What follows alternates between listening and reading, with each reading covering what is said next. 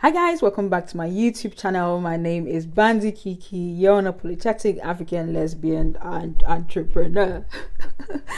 See, I'm super excited today. I don't know if you guys can tell, or I'm super excited. We just hit 1,000k subscribers. Like, yeah. I knew we were going to get there eventually, but I didn't know we were going to get there in such a small amount of time. So if you've subscribed to my channel, if you've ever shared my video, if you have ever asked somebody to subscribe on my channel, I just want to say a massive thank you to you. Because of you, Kiki is happy. Because of you, I'm excited. Because of you, I feel empowered to do more videos. And if you're new to my channel, watching me now, I do post content on entrepreneurship, LGBT, and lifestyle every Wednesday before 3 p.m. GMT. But before I go into telling you guys about the whole fibroid stuff, which you guys have figured it out from the title of the video, I just want to say that if you haven't subscribed to my YouTube channel, why are you not subscribing? You come here all the time and you watch and you don't subscribe. Like I mentioned last time, 74% of you guys haven't subscribed to my channel, but yet you enjoy my content. Please do click the subscribe button, which is at the bottom of this video. It's in red. Click that button, please. I'm waiting for you to click it. Okay, now that you've clicked it, can you click the bell as well so they can get notifications when I post content like this? And thank you very much. That was easy and it's free. It's easy and it's free. Yes. So before I go into my fibroid journey, I just want to put out a disclaimer, because I know how these things are. I know how health issues can become very tricky. I just want to say that I am not a doctor. I am not a gynecologist. I am not a professional. I'm not posing as one. I'm just here to share my experience in the form of a story. So if you do pick up any thing from here, speak to your doctor, speak to your gynecologist, speak to a professional before you attempt anything mentioned in this particular video. And yeah, so straight into the fibroid story. And before I go on to obviously share my fibroid story, I just want to define what fibroids are, because while I was sharing my story on Facebook, which had a lot of backlash, I realized that the backlash came from people who didn't actually know what fibroids were, and I don't really blame them, to be honest. To an extent, I don't blame them. But yeah, so what are fibroids? Fibroids are muscular tumors that grow in or outside the walls of the uterus. So it's all about attacking people with uterus. If you don't have a uterus, you don't have to worry about fibroids. And so according to what I read online, which I would also advise you to go online and read if you're struggling from fibroids, 20 to 80% of women develop fibroids before the age of 50. Now, when I say that this amount, which is a huge amount of women, to be honest with you, and do you know what is actually unique about the statistics as well online? Women of color, black women, brown women, experience fibroids more than any other ethnic group. So yes, so women of color experience fibroids more than any other ethnic group. So if you're African, you're black African like me, then you are more likely to have fibroids or experience them or develop them more than any other ethnicity. And like I was saying, not everyone who develops the fibroids experiences the signs and symptoms like I did. Everybody's not unfortunate. Some of us are unfortunate, and that's why I'm sharing my experience to help people like me in my category. You understand? So how did I get diagnosed with fibroids? Oh my goodness, this is story time. So in 2014, I was in a serious relationship with some girl, and me and her were having a cute time in bed. I'm thinking about this now, thinking like, okay, my aunties and uncles are going to watch it. They're like, I'm 29. I can have cute times in bed with somebody if I wanted to. Come on. But anyway, so me and her were in bed, and she for some reason started feeling my stomach. She was like, Kiki, your stomach's a bit harder than usual. Your lower stomach is harder than usual. And I was like, is it? So she said yes. And then I felt it myself and was like, oh, it's a bit hard. But then again, I felt like maybe it's just something I ate or what's. And she said, no, it's a bit harder than usual. And then she asked me to go to the hospital. And I went to my GP, and my GP sent me to the hospital. My GP sent me to the STD department, the sexual health department, because he said that when you have STDs, sometimes you can develop a hardness around your lower tummy. And believe you me, to be honest with you, I wasn't having that sort of thing, that sort of sex, because personally I still think that, or I know that lesbians have a lower rate of sexually transmitted diseases than other people in other groups. So I wasn't expecting any results anyways, but yeah, the results came out negative. And then fast forward to 2 years after that, I wasn't with that girl anymore, and I was talking to another girl that I hadn't met. And then I went to town to get myself a new phone, and while in town, I sort of like had a light, went really lightheaded, and then everywhere went dark, and I think I passed out. When I woke up, people were like, "Are you okay? Are you okay? Should we call the ambulance?" Blah, blah, blah. I said, "No, I just felt lightheaded, I'm like, oh, are you okay? Are you okay?" And then I left the place, after they gave me water and fanned me or something like that. So I left the place and I came back home. So when I came back home, and I told a new girl I was talking to, like, you don't know what happened to me in town. Me, Kiki, who is a strong girl. And bear in mind again, I used to think like strong people don't faint. I'm naive, in a way, to think that way, but it's always been something that I think it's culturally that people have that sort of mentality that, oh, people are strong, they don't faint, blah, blah, blah. So yeah, I used to have this thing in my mind that strong people don't faint, blah, blah, blah. So I told her, can you imagine me, Kiki? I passed out in town. And she was like, really? I was like, yeah. And then she said she had the same experience as well when a few months ago, and she went to the hospital and they said she's anemic. And then she then advised me to also go to the hospital and have a blood test. So I was like, okay. So I went to the hospital. Sorry, I went to my GP and I had a blood test done. And then I came back. So fast forward now to about a few days or a week or 2 weeks after that, I was hanging out with a girl. I met her for the first time. I was hanging out with her. We're not too comfortable with each other yet. So just hanging out at my flat. And then the next thing, the doorbell rang and I picked up the doorbell phone and I was like, who is this? And they were like, can I speak to Emily? I was like, what? And if you don't know, Emily is my first name. So yeah. So I was like, who is this? And he said, it's a doctor, Dr. J. I was like, what are you doing here? Bear in mind that ever since I came to the UK in 2011, I had never had a doctor went to somebody's house calls. I had never heard about house calls. I'd never had one come to me. So I was like, okay, this must be serious. So I was like, so I told him, this is Kiki, this is Emily speaking. So what's the problem? And he said, he needs to see me, he needs to talk to me. And I was like, I have this girl here. I can't let the doctor come in and start saying my private stuff with the girl, here. We're not that cool yet, So I took my keys and I took the house keys and I went downstairs. three stairs. I went downstairs and 3 levels. I went downstairs and I met the doctor and I was like, this is me. And it was like, you had a blood test done a couple of days or a couple of weeks ago. I was like, yes. And he said, the results came back and they've been trying to get through to me. And because I hadn't updated them with my phone, my mobile phone, they couldn't get through to me. And he felt like him sending a letter through the post office would take so much time, which he felt like it would put me in danger. So I was like, okay, what's going on? And I was asking him, like, tell me if it's time for me to die, tell me, let me start going back home to Cameroon. So I was in panic. Like, oh my goodness. So he said, I'm very anemic. And he asked me, like, have I been doing any exercises? Do I work out? I said no. He was like, oh, he seemed a bit relieved, like, okay. So I was like, what's going on? So he said, if I did any stressful exercise, like maybe just run for a few yards or miles or whatever, I would have lost it. Like, I would have passed out. And I was like, oh my goodness. So I took him now upstairs. He says, well, he needs to examine me. So I took him upstairs. And then he said I should lie down on the couch. So I went flat and then he started feeling my stomach. And then he said, he asked me, am I pregnant? I was like, no. And then he was like, well, your uterus seems like you are 5 to 6 months pregnant. I was like, please. I didn't tell him that, please.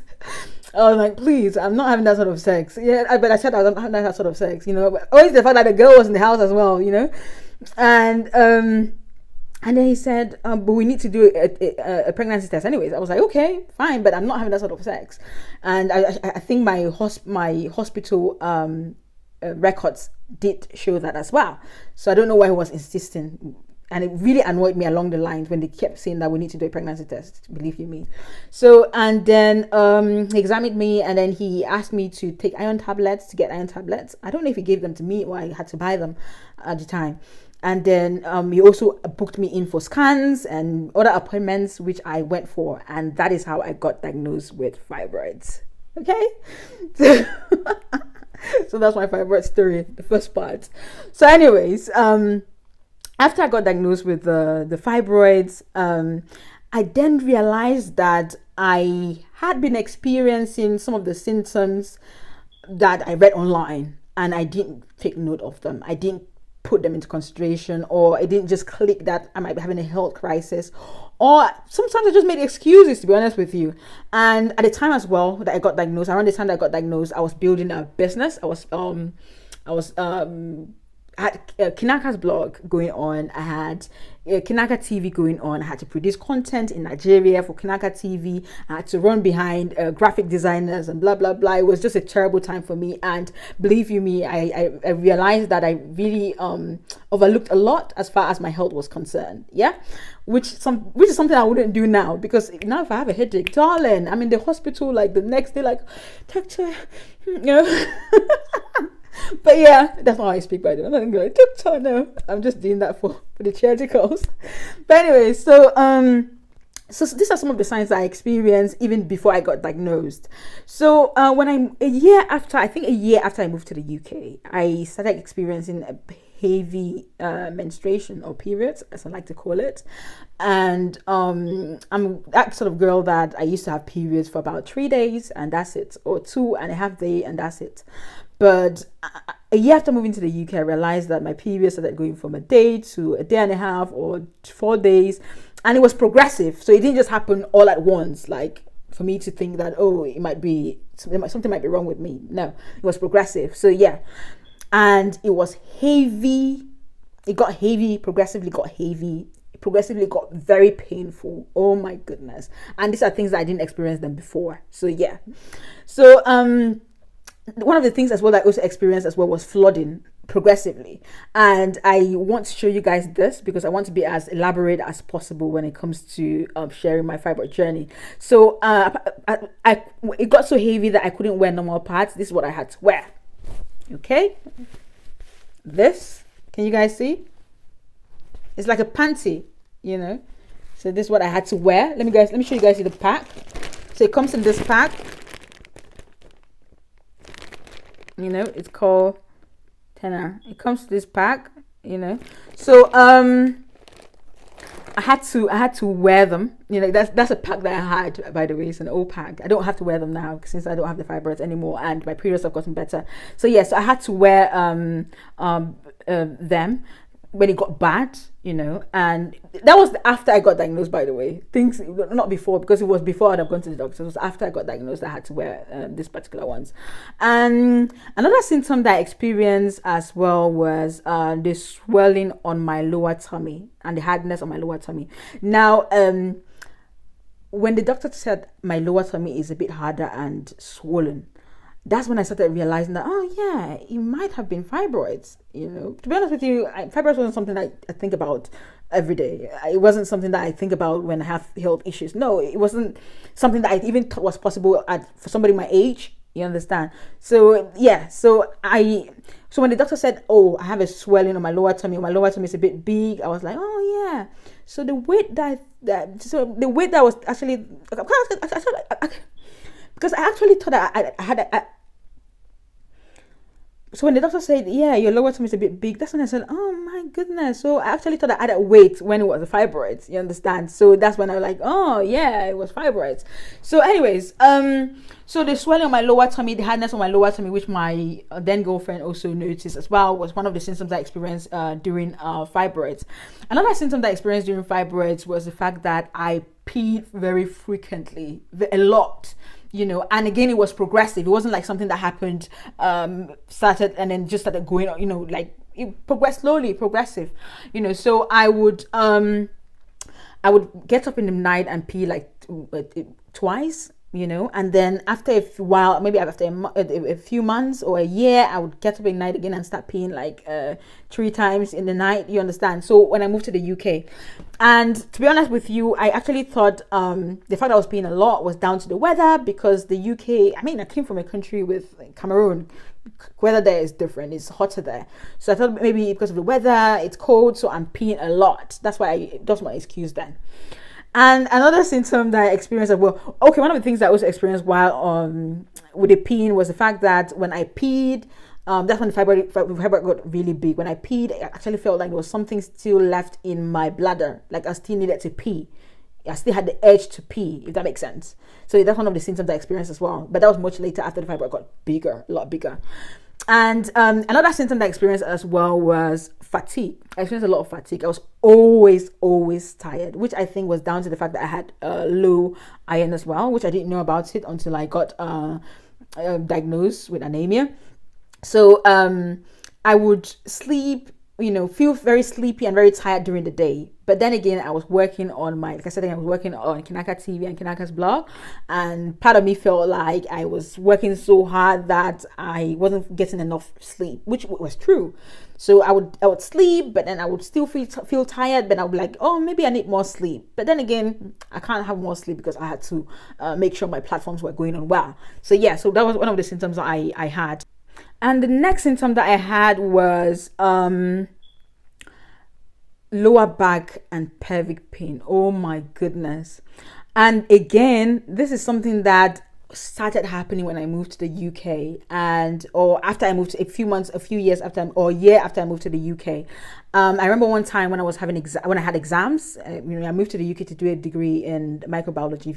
If you've watched my introduction video, and I had exams and I couldn't sit down. Trust me, I was in so much pain. I couldn't sit down. My back was hurting. I had pelvic pain. But then again, I think I went to the ER, and they did like a nerve check or something like that. I can't remember the details. And they said everything is okay. They didn't do a scan or whatsoever. They just did that, and they sent me back home. They gave me painkillers and they sent me back home. So yeah. And then I had conversations as well with my friends, and they mentioned that they have big breasts and they suffer from lower back pain. Some of them said they had big breasts and a big ass and they suffer from lower back pain. And because I have a big ass as well, so I sort of like maybe it's my ass, it messed me up. And I know a lot of women watching this as well, even though you don't have fibroids, you might relate to the fact that breast and the big ass can sometimes cause lower back pain, because I know that it's a common stuff. It's common experience from what people have told me anyways. So yeah, so I had that, and I made excuses for it. I went to the ER and they didn't find anything.